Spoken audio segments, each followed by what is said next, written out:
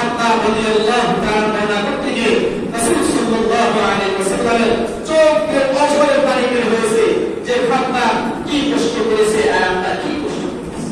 খাত্তাব রাদিয়াল্লাহু তাআলা আনহু যখন ইসলাম ধর্ম গ্রহণ করলেন তখন তার যে মালিক ছিল, মালিক কি করলেন, লাঠি জ্বালিয়ে কঙ্কালের মধ্যে শোয়া রাখছেন, জ্বলন্ত কয়লার মধ্যে শুয়ে রাখছেন, তার উপরে পাথর দিয়ে রাখছেন, এমনকি তাকে সূর্য থেকে তার দুই চোখ পেতে রাখছেন, এদিকে তাকে তোর এখানে ঢোকা যাবে না।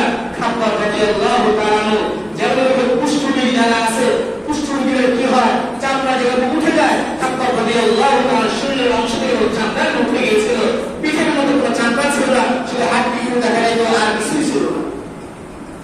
তারপরে খাত্তাব রাদিয়াল্লাহু তাআলা আনহু ইসলাম ধর্ম ছাড়েন নাই। তখন তারা কি করলেন, এই আবু জাহাল, উতবা, শাইবা তারা কি করলেন, তাকে কঠিন শাস্তি দিতে হবে।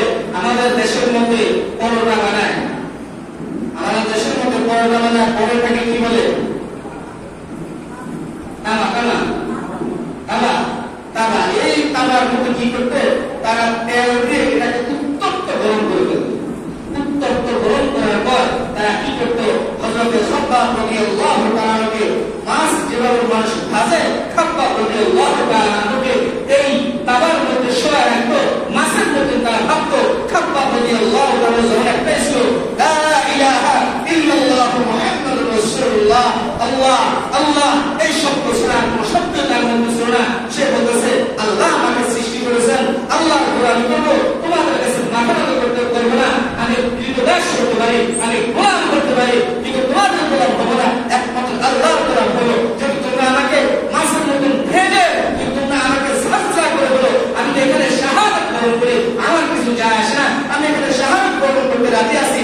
তারপর তোমাদের যে ধর্ম, এই ধর্ম আমি গ্রহণ করতে রাজি না, ইসলাম ধর্ম আমি কখনো ছাড়তে রাজি নাই। এভাবে সাহাবা কেরাম রাদিয়াল্লাহু তাআলা আলাইহিম আজমাইন তাদেরকে এভাবে নির্যাতন নিপীড়ন করতেন। তারপর তারা ইসলামের ছায়া থেকে, ইসলাম ধর্ম থেকে তারা বিন্দু পরিমাণ ফিরে আসেন, বিন্দু পরিমাণ ফিরে আসেন।